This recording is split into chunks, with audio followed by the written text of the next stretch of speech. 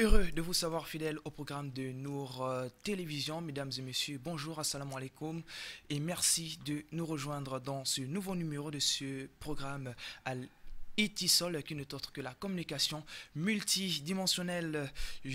Aujourd'hui, dans le cadre de ce programme, nous allons parler d'un sujet qui a pour thème l'islam et l'homme contemporain et nous allons toucher dans presque tous les points.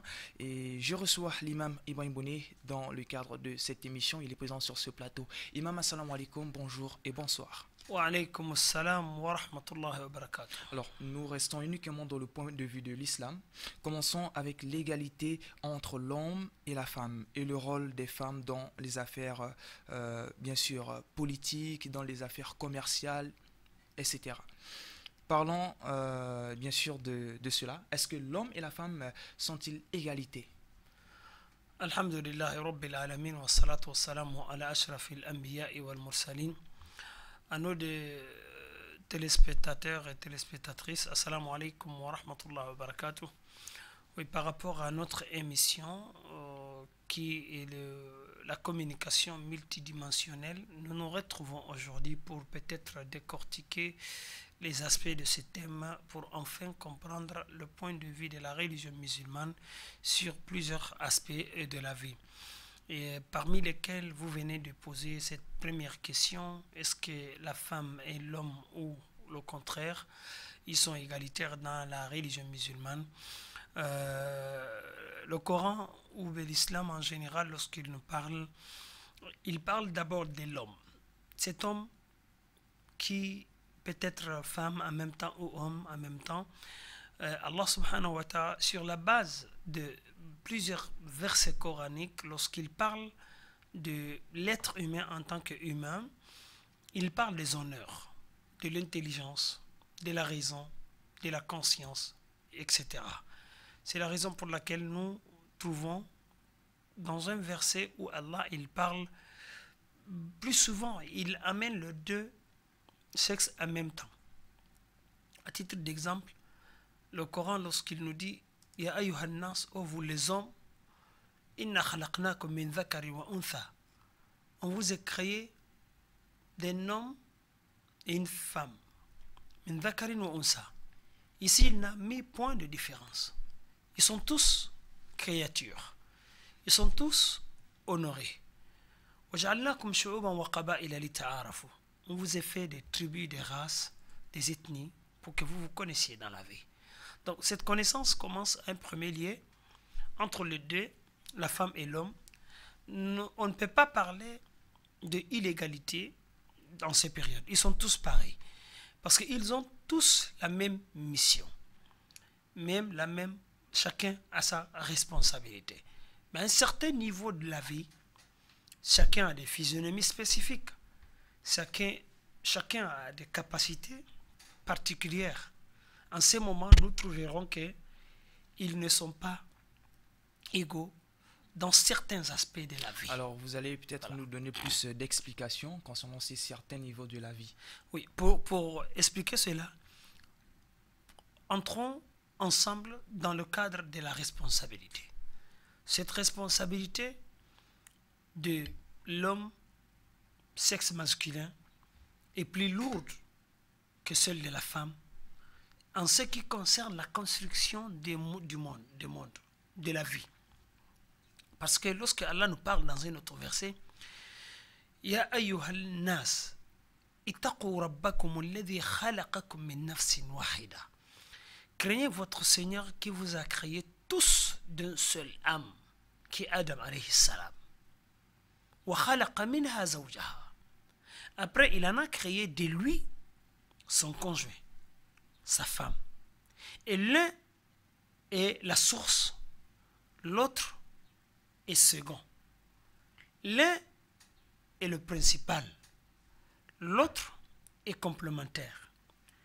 وَبَثَّ مِنْهُمَا رِجَالًا كَثِيرًا وَنِسَاءً. Il a dit, il a fait sortir de ce dé-là beaucoup des hommes, également comme beaucoup de femmes. Mais nous remarquons, à chaque étape de la vie, il ne parle que de deux. Ça veut dire que ce qu'il s'agit de la construction de la vie, du foyer, de la religion, de la politique, du social, ils sont tous incontournables. Chacun a sa part dedans. Chacun a son rôle. Mais lorsque nous allons mettre, ça c'est comme un thème général. D'accord. Ou bien un objectif bien déterminé. Mais lorsque nous entrons dans le développement, ou bien dans les stratégies, ou bien dans l'exécution de ces grandes lignes en place, c'est en ce moment, tout le monde ne peut pas être chef en même temps.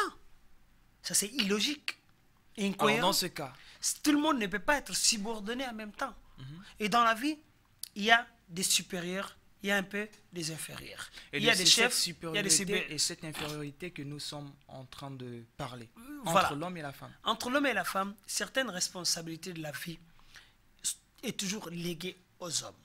Parce que c'est Dieu, il a fait de leur physionomie cette capacité d'en faire. D'accord. Certaines responsabilités aussi, réalisation de la vie, et il en a réservé ça aux femmes. Parce que leur nature impose ça. Et leur façon d'y être aussi demande ça à haut niveau. C'est pour cela, à un niveau, lorsqu'on est sur le plan exécutionnel, si ça se dit, on trouve que si on fait ce mélange, les choses peuvent s'emboîter. Les choses peuvent ne pas marcher. Ce n'est pas une contradiction à ce que Dieu a fait, ou bien de dire que non, je me pose, je vais sortir de ma nature, je vais aller chez l'homme, je vais aller lui encombrer, je vais lui conquérir, etc. En ce moment, il y aura beaucoup de choses qui seront en faille. Donc, pour éviter cela, que chacun se reconnaisse dans les grandes choses que Dieu a bien mis en place, telles que l'honneur qui est réservé à tous, telle que la construction du monde qui est réservé à tous, tel que construire la maison qui est réservée à tous, et bien la religion qui est réservée à tous, l'économie qui est réservée à tous, mais en interne, dans le plan de stratégie, etc., les spécificités, chacun a sa particularité que si on transfère à l'autre, qui est moins ou qui est plus, alors, Imam, il y aura d'accord, nous, on va vers la suite parce qu'il y a beaucoup de questions. Parlons maintenant d'héritage des femmes. Pourquoi la part de l'héritage de la femme est-elle inférieure à celle de l'homme? Cette partie que vous posez la question, d'abord, nous, en tant que religion musulmane, toute notre vie, notre pensée, nos œuvres, nos réalisations ne suivent que le schéma que Dieu a tracé pour nous. Ce n'est pas nous qui avons parlé de l'héritage, mais plutôt Dieu. Que nous et l'héritage, nous tous, nous sommes de ces créatures. Parlons de cet héritage, c'est Dieu même qui s'est en chargé et pour le partager. Et pour donner à chaque être vivant qu'il a créé, qui connaît mieux que qui que ce soit, qui lui a fait ses allégations. Telles que la part des hommes, c'est le double de celle de la femme, mais pas dans toutes les conditions. Ça, c'est ce qui s'affiche devant l'homme, qui est peut-être erroné des pensées, qui ne comprennent, qui n'est pas même d'abord soumis. Sinon, si vous êtes soumis, on est censé respecter toute décision qui vient de Dieu. Parce qu'il y a un principe coranique qui nous dit Allah ya'lamu man khalaq wa huwa al-latiful khabir. Ne sait pas en réalité celui qui a créé. Aujourd'hui, le Seigneur qui a créé l'être humain, homme, masculin, il lui a mis des forces qu'il n'a pas mis à la femme. Mais qui en a fait cela? C'est lui, Dieu.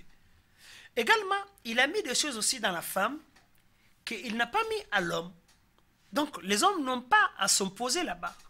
Tout comme les femmes aussi n'ont pas le droit de s'imposer à ce que Dieu a mis. Parlons de cet héritage. Avant l'arrivée de l'islam, nous savons tous qu'il y avait de l'héritage. Mais qui n'était réservé qu'aux forts. Tantôt aux hommes. Les femmes ne gagnaient rien dans l'héritage par le passé. C'est l'islam qui est venu, il les a donné une part. للرجال نصيب مما ترك الوالدان والأقربون وللنساء نصيب مما ترك الوالدان والأقربون. Chacun a une part de ce que leurs ancêtres, leurs parents ont laissé et leurs proches ont laissé comme bien. Dieu, il en a donné cette règle. Mais lorsqu'on arrive maintenant à la répartition physique de ce bien, qu'on trouve que Dieu, il dit, à l'homme, le double de la part, à l'homme, la part de 2 filles, ou de 2 femmes, en quelque sorte. C'est-à-dire, la femme doit avoir, les 2 femmes doivent avoir la part d'un homme. Ou bien la femme doit avoir, disons, la moitié de ce qu'un homme gagne dans l'héritage dans une famille. Lorsqu'on regarde cela, on trouvera qu'il y a une pure égalité à l'interne. Pour expliquer cela, les savants ont bien donné des détails. Dans la vie, très naturellement, ce n'est pas une femme qui va aller demander la main d'un homme. Personne ne peut prouver le contraire. Dans la vie, une femme ne se dote pas. C'est les hommes qui payent la dot à une femme. Mais nous avons eu des exemples dans les récits prophétiques où il y avait des femmes pieuses au temps du prophète, alayhi salatu wassalam, qui s'étaient dotées. Oui. C'est-à-dire, qui ont par exemple dit, bon, moi, pour que tu veux que je sois ta femme, deviens musulman. Un truc comme ça. Est-ce que ce n'est pas une manière de dire, de se doter pour la femme? Non, ce n'est pas une manière de dire. Il n'est pas interdit de faire un don. On est libre de donner le don à celui qu'on veut. Donc si la femme a de l'argent, il peut donner le don à l'homme pour ensuite que cet homme-là viendra lui doter. Ah, d'accord. Mais ce que vous dites que condition, je suis femme musulmane, si vous êtes musulmane, si vous n'êtes pas musulman, je peux accepter à me marier de vous à condition que vous vous convertissez. Non, cela n'a jamais eu, à ma connaissance. Je n'ai pas tombé sur cette lecture. Mais c'est pour dire que si la femme est aisée, elle peut faire un don libre et naturel à l'homme. Par suite, l'homme ira doter cette femme. Donc, je voulais parler de ce qui est réservé aux hommes comme responsabilité, comme engagement. De 2, ce n'est pas les maisons qui abritent les familles n'appartiennent pas aux femmes. Généralement, c'est l'homme qui construit. C'est l'homme qui met en place tous les équipements d'une famille. C'est l'homme qui voit, selon ses visions, se présenter à une femme en demandant sa main en mariage. Les autres choses suivent, telles que la dot, ou l'embellissement, les frais de dépenses des mariages, etc. Tout cela est porté sur le dos des hommes. Mais si on dit à l'héritage que cet homme doit prendre le double part d'une femme, est-ce que cela doit causer des soucis? Ou bien est-ce que les gens doivent comprendre de là qu'il y a une illégalité dedans? Point. Les savants, lorsqu'ils décortiquent cette partie, ils trouvent que cette femme qui a la moitié que l'homme gagne, en réalité, sur les analyses fiables, c'est elle qui gagne plus. Il n'est jamais obligé à une femme d'amener la nourriture à la maison, ni de construire la maison, ni de faire équiper la maison. Une femme ne se dote pas. D'accord. Donc, à un certain niveau, ce sont les hommes qui font tout cela. On va voir ce que l'homme a gagné, par exemple. Déjà de... Laissez-moi terminer cet aspect. Oui, ce que l'homme avait gagné, voilà, ce que l'homme avait gagné, qui est le double de la femme, en réalité, c'est la femme qui gagne. Parce que pour elle, restera intacte. Parce qu'elle n'a aucune exigence de subvenir ou aucune obligation de déposer. D'accord. Par contre, l'homme a mis en garde de ne pas nourrir la femme, de ne pas doter la. S'il ne la dote pas, le mariage on peut se retirer du mariage. Si l'homme n'a pas de maison, il ne peut pas se marier. Si vous partez demander la main d'une femme aujourd'hui, alors que vous n'avez pas de demeure, point, vous n'aurez pas cette femme.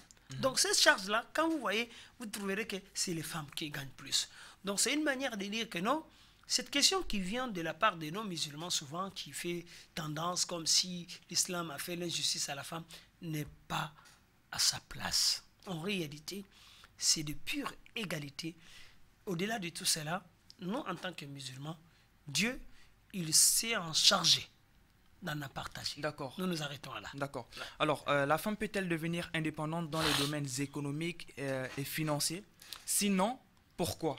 Si oui, alors avez-vous un récit de nos pieuses anciennes qui étaient aisées et dont leur richesse dépendait de ces dernières? Par rapport à cette autonomisation de la femme et autres, dans la vie, personne n'a une liberté absolue. À un moment donné, nos libertés sont limitées. Parce que la liberté absolue consiste que de faire ce qu'il veut, quand il veut, personne n'a ça dans la vie. À un moment donné, on est soumis à certaines règles de la vie, parce qu'on ne vit pas seul, parce qu'on a un Seigneur qui nous recommande, qui nous a orientés à faire certaines choses. Donc, dans cette non-liberté absolue, on peut répondre à cette question. Les femmes peuvent avoir une indépendance économique, à condition, pas dans l'absolu, à condition qu'ils respectent les références religieuses, familiales ou humaines. Cette femme, dans sa nature de création, elle est faible, sentimentalement et physiquement et même moralement. C'est l'islam qui dit. Lorsque, dans un hadith, le prophète sallam, il a parlé que les femmes, leur religion est diminutive et aussi leur conscience aussi. Lorsqu'il parle de cela, ce jour-là, ça a suscité un peu le souci de certaines femmes qui se sont senties beaucoup inférieures qu'aux hommes. Le prophète, il a expliqué. Il a dit, l'un de vous essaiera dans sa vie la moitié de sa vie sans prière, selon la question de leur menstruation. Oui. Une femme qui est en état de menstruation ne prie pas. Mhm. Et sa religion, en ce côté, va se diminuer. Cependant que les hommes n'ont pas cet aspect. Il a dit,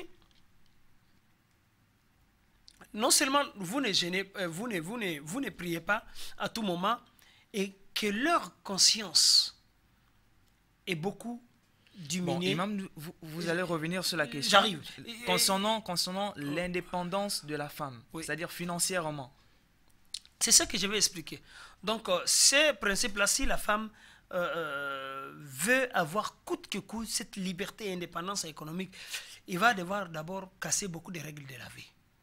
Parce qu'à un moment donné, elle ne peut pas sortir pour aller être comme l'homme 100% dehors. Mais en ce moment, qui va construire la maison? Qui va s'entretenir et pour mettre les choses de la maison en place? La maison, la famille ne va plus exister. Alors que lorsqu'on regarde la définition de nos mariages, alors c'est une union qui est faite pour que nous nous complétions à construire une famille, une économie et beaucoup de choses, en respectant chacun ses tâches. L'homme va sortir pour aller dehors, pour aller amener la nourriture, les médicaments, pour aller construire la maison, etc. La femme aussi va rester à la maison pour préparer, pour s'occuper, pour éduquer, etc. Donc, si l'homme reste tout le temps à la maison ne va pas vivre. Il n'y aura pas de nourriture à manger.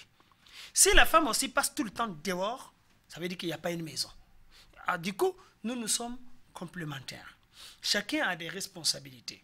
Suite à ça, d'accord. Si vous on avez veut 30 secondes pour terminer là. Voilà. Si on veut dire que la femme, l'autonomisation ou l'indépendance de la femme économiquement, ça va susciter beaucoup de problèmes. À l'exception, si elle a de biens qu'elle en charge, un homme dehors qu'elle va embaucher, qui va payer, qui va s'occuper de la gestion totalitaire. Si je dis totalitaire, c'est elle qui va superviser, c'est elle qui va sortir pour aller faire des calculs, elle peut faire des commandes, elle peut faire tout. Elle peut devenir riche, elle peut avoir des milliards, mais tout en respectant ce principe du foyer, à entretenir la maison, les enfants, etc. N'empêche qu'elle devient riche. Mais aujourd'hui, qu'est-ce qu'on a fait? l'homme qu'on dit souvent peut-être contemporain, il a changé de tendance. Il a dit que non, je vais sortir. J'irai là où je vais. La maison là, la façon que l'homme sort pour aller chercher, moi aussi j'irai. Mais on va voir d'ici là, il n'y aura pas ce qu'on appelle la famille. Vous êtes marié légalement. Il n'y aura pas de temps pour... Voilà, vous êtes marié légalement, vous avez des enfants, vous avez de l'argent pour subvenir avec une maison. En tout cas, il y aura des failles au niveau du foyer, au niveau de l'éducation, au niveau de la maison. Parce que lui là, il a dit qu'il va sortir de son cadre, de ses particularités pour aller joindre l'autre. Il n'est pas interdit que la femme sorte pour aller travailler. Mais quand elle va aller travailler, avant d'y aller, son travail peut être des choses nécessaires comme des choses complémentaires, mais il y a aussi d'abord des choses nécessaires à la maison, des charges, des responsabilités. Il y a des méthodes, si par exemple la femme exerce dans du commerce par exemple et qu'elle n'a pas besoin d'être là physiquement dans son lieu commercial, ben, elle peut toujours déléguer ou bien embaucher des personnes qui peuvent bien sûr travailler pour elle pendant qu'elle est au foyer en train de s'occuper de la famille et ainsi de suite. C'est comme ça, son indépendance économique peut être vraiment passable. C'est bien logique en ce moment. Regardez à titre d'exemple notre mère Khadija radiallahu anha, l'épouse exceptionnelle du prophète Mohammed sallallahu alayhi wa sallam, était commerçante, mais elle ne se déplaçait pas pour aller dans les caravanes. Le prophète, à ma connaissance, était même sorti dans l'une de ces caravanes en tant qu'ouvrier, en tant qu'embauché. C'est pour dire que cette partie, la femme peut être riche. La femme peut même sortir pour aller superviser, pour aller regarder, pour aller faire l'audit, pour aller tout. Mais n'empêche que la responsabilité du foyer lui en revient à un premier lieu. C'est qu'on parle de l'entretien ou autre. Donc ne mélangeons pas des choses. Ce n'est pas une contradiction. Mais aujourd'hui, si on veut tout avoir comme les hommes, on a à 24 heures ou 12 heures au marché comme l'homme. Vous êtes tous là-bas. Donc ça va faire des failles. Il n'y aura pas une famille exemplaire. Donc, et au-delà de ça, la femme serait beaucoup exposée à certains dangers que peut-être on ne pourra pas tout parler. Alors, ici. à présent, parlons de l'infaillibilité de la religion islamique. Pensez-vous, imam, que la plupart des préceptes islamiques établis il y a 1400 ans, depuis le temps du prophète alayhi salatu wassalam, sont conformes aux exigences temporelles et locales, ou alors doivent-ils être modifiés ou encore adaptés à notre temps, c'est-à-dire à notre époque? Oui, cette partie, l'islam a une universalité qui fait que c'est ce qui justifie sa conformité à la nature de tout le temps.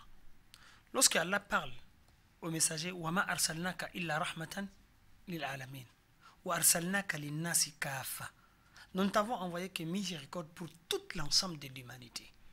Et nous t'avons envoyé envers toutes les populations, toutes les communautés du monde actuel. Cela montre que cet islam, dans ce principe universel, fondamental, ne seront pas du tout changeables. Ce n'est pas possible. Donc, ils vont être utiles pour toute nation, pour chaque temps, pour toute communauté. Mais il y a des questions qui changent. Ou alors des lois. Voilà, il y a des lois qui peuvent changer Voilà. face à certaines difficultés, Oui. face au développement actuel de la vie, face aux nouvelles choses qui se retrouvent aujourd'hui dans notre monde. On va toujours trouver une semblable ou une source sur laquelle ces choses contemporaines seraient basées depuis à l'ancienne de temps de l'islam. Mais n'exclut jamais l'universalité de l'islam, la stabilité de l'islam. Dans le hadith que le prophète sallallahu alayhi wa sallam, il avait dit que cette religion arrivera, de l'époque bien sûr, arrivera dans chaque lieu, dans chaque maison. Allah ne laissera pas la religion musulmane sans qu'il va entrer dans chaque localité sur la planète. Parce que simplement, c'est fait pour le mieux vivre des gens. C'est fait pour que l'homme puisse savoir comment avoir rapport avec son Seigneur, comment avoir rapport avec son frère, comment avoir rapport avec son collaborateur, comment, etc. Donc l'islam, en ce domaine, il est stable. il ne change pas. La preuve en est que si vous partez dans le pays arabe, la source de la révélation du Coran, etc., vous trouverez dans 80% le même islam et qui est là-bas, qui s'exerce là-bas, c'est le même islam qui s'exerce ici au Gabon. Et pourtant, ici, c'est un pays minoritairement islamique. Et beaucoup d'autres pays ailleurs qui sont minorités, mais de fait que les règles, les fondamentaux de la religion sont faits pour honorer l'homme, pour le orienter, pour lui mieux enseigner comment mieux vivre dans la vie. Donc, ils sont devenus applicables partout. On ne va pas trouver une différence entre l'islam vrai des États-Unis et celle de l'Arabie Saoudite et celle du Gabon. Donc, c'est tous pareil parce que ça répond aux mêmes critères. Tout simplement, Allah, il a envoyé Muhammad sallallahu alayhi wa sallam rahmatan lil alamin. Et il lui a envoyé en tant qu'enseignant de toute l'humanité. Donc ceux qui pensent que non, certaines choses sont révolues dans l'islam, certaines choses ne sont pas applicables dans l'islam, mais parce qu'ils n'ont pas compris le sens profond de la religion musulmane. Alors, parlons maintenant du point que vous avez voulu bien sûr décortiquer. Parlons du mariage et la cellule familiale. Quel est le point de vue de l'islam concernant le mariage et la constitution d'un foyer familial? Quelles sont aussi les méthodes? Bon, le point de vue, généralement, on demande des points de vue sur des questions nouvelles. Mais parlons du mariage, parlons de la législation islamique. Parce que le point de vue, c'est ce qui vient compléter la législation selon les remarques, est-ce que c'est bien, ce n'est pas bien. Mais il y a toute une législation concernant le mariage. C'est ça que nous devons parler. Allez-y. Ou bien la définition. La définition de cette union qu'on appelle le mariage. Regardez un peu depuis l'arrivée de l'islam. Tout ce qui était peut-être tordu dans les affaires sociaux, économiques, religieuses également, la religion est venue pour le cadrer, pour le mettre dans une balance où tout le monde peut comprendre et tout le monde aussi peut toucher de retomber directement. Parlons de ce mariage. Beaucoup de versets coraniques ont parlé de ce mariage. Nous avons commencé à dire tout à l'heure, lorsque Allah parle d'un grand miracle qu'il nous a créé, comment il nous a créé, mais c'est dans cette union. Craignez votre Seigneur qui vous a créé d'un seul âme, Adam. Après, il ne lui est pas laissé seul. Cet homme avait besoin d'un conjoint. Il avait besoin d'une demeure. D'accord. Il avait besoin de quelqu'un avec lui qu'ils vont construire leur vie. Ils vont se respecter, ils vont se compléter.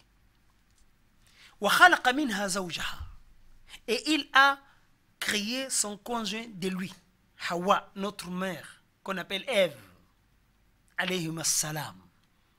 Mais pour but de cette union, et le Coran en a bien développé, wabatha minhuma, il a fait sortir de ces deux-là beaucoup, rijalan wa nisaa, beaucoup des hommes et beaucoup des femmes.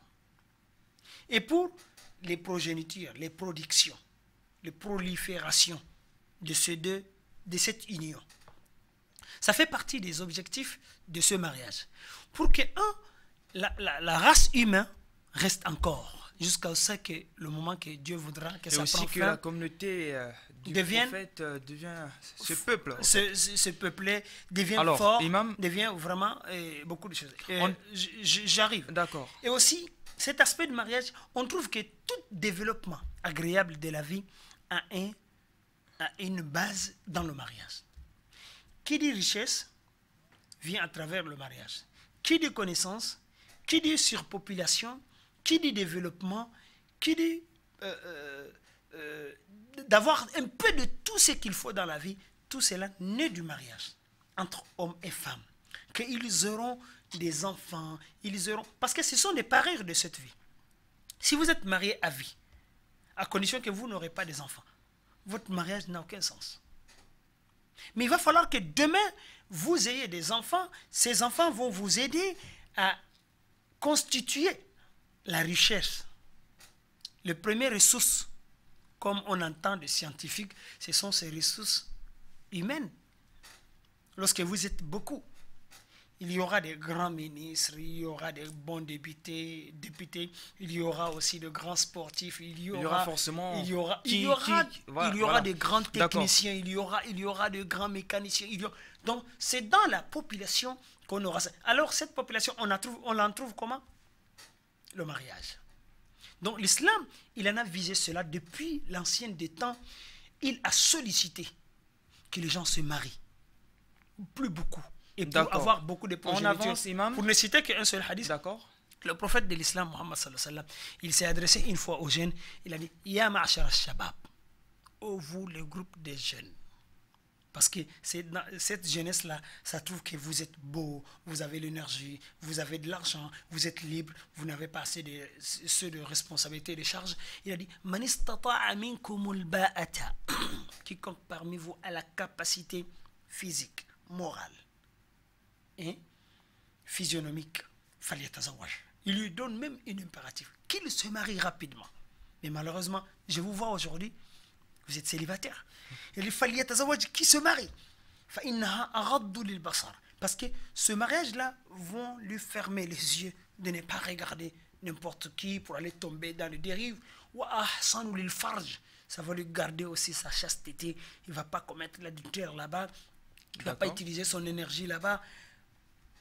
Voilà un peu des choses que... Imam, on avance, il y a beaucoup de questions et le temps de la fin de l'émission approche.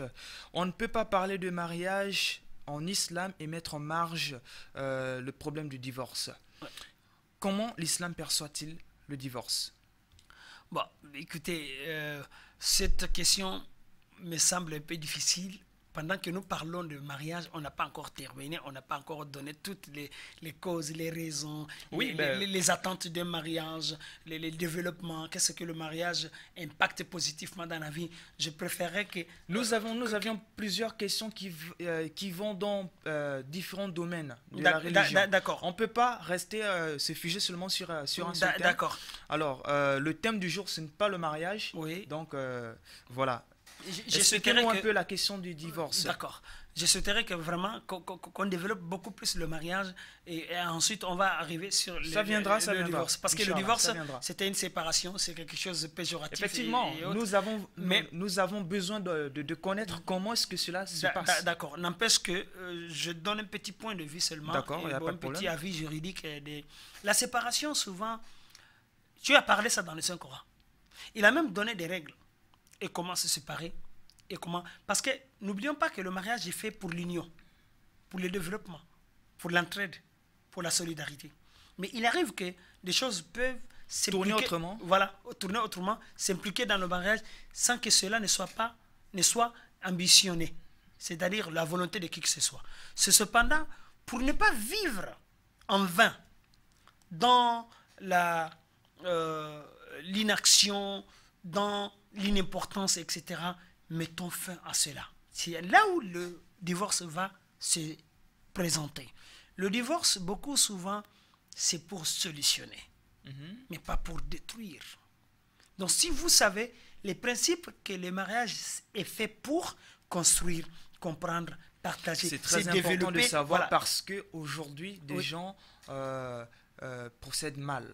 Les gens ne comprennent pas, ils font l'erreur en matière de divorce. C'est pourquoi c'est très important et c'est impératif pour vous les hommes, c'est-à-dire les hommes de Dieu, les hommes de da'wa, de nous édifier un peu sur cette question afin que nous puissions bien prendre en considération. Ça viendra, parce que c'est ce mariage. Le Coran même a parlé en quelque part dans le mariage.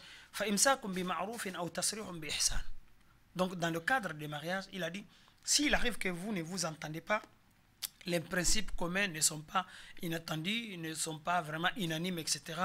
Soit vous gardez cette femme avec du convenable, mais vous la libérez avec aussi du convenable. Donc, pas de torture. Parce qu'on a constaté beaucoup de malchance, beaucoup de souffrance dans la vie. Ça vient au moment qu'on impose à rester ensemble, pendant qu'il y a une divergence d'idées, d'intérêts. Et aussi, beaucoup de femmes souffrent dans les foyers parce que l'homme ne veut plus. Et s'il se contraint de garder cette dernière, Voilà. cette dernière va souffrir. Et donc l'islam n'est pas fait pour ça.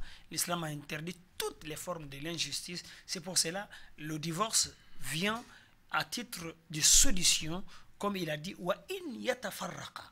Si les deux concernés qui n'ont pas pu se comprendre sur des questions essentielles, sur l'objectif, sur le développement, sur le point de vue différent, ethnique, etc., wa in yatafarraqa, s'ils se divorcent les deux, yughnillahu kulla min sa'ati. Allah enrichira chacun de son bien. Il va donner celui-ci peut-être un bon mari, il va donner aussi celui-ci un bon conjoint, des choses comme ça. Donc, du coup, ne voyons pas le divorce que d'accord, bien comme mal. En cas de divorce, auquel des deux conjoints serait éventuellement confié la garde des enfants? Ça va s'étaler sur une partie, la consensus, si vous tombez d'accord, mais une partie aussi, si vous ne tombez pas d'accord, et l'islam va trancher. Donc, les enfants appartiennent aux hommes. C'est les hommes qui donnent leur nom à ses enfants. Mais à un certain niveau, on va dire que non, l'enfant reste chez la maman. Surtout quand il s'agit de lui, il n'est pas encore développé à 100%, il n'est pas encore à devenir majeur, il n'est pas indépendant de lui-même, et que, ou bien le père et qui doit avoir la charge de garder ses enfants, il n'a pas tous les aspects pour cela, il est immature, il n'est pas en possession de garder ses enfants, et l'islam, ça varie en fait. Souvent, ils partent chez la maman, ils restent chez la mère, et souvent donc cela aussi, dépendra de l'entente. Voilà, de l'entente et aussi de cas qui est en face de nous. Parce qu'il arrive que si vous avez un homme pervers, un homme qui est irresponsable, donc en aucunement l'islam vous obligera. Cela dépendra de la situation. Voilà, de la situation qui est en face de nous. Alors, parlons à présent des lois. Pourquoi les guides spirituels, ce qu'on appelle en arabe awliya, dans les affaires religieuses, ont toujours retardé la révision des lois islamiques pour les conformer aux conditions temporelles? On ne parle pas de... Il y a une différence entre guide spirituel et ce qu'on appelle awliya, le mot arabe que vous avez dit. Al-awliya, ce sont des saints. Ces saints, souvent, ils peuvent ne pas être un guide. Donc, ils sont saints pour soi, ils adorent Dieu, ils ont un très bon rapport avec Dieu et relation. Mais quand on dit guide spirituel, c'est la chefferie exécutive des imams, celui qui est en charge d'organiser, celui qui est en communication avec tout cela. Donc, souvent, cette question de réviser, de mettre en place et, les exigences de la religion leur reviennent à titre de chefferie, peut-être proposé, mais à travailler avec des équipes, à travailler avec des imams, à travailler avec des responsables, avec des enseignants.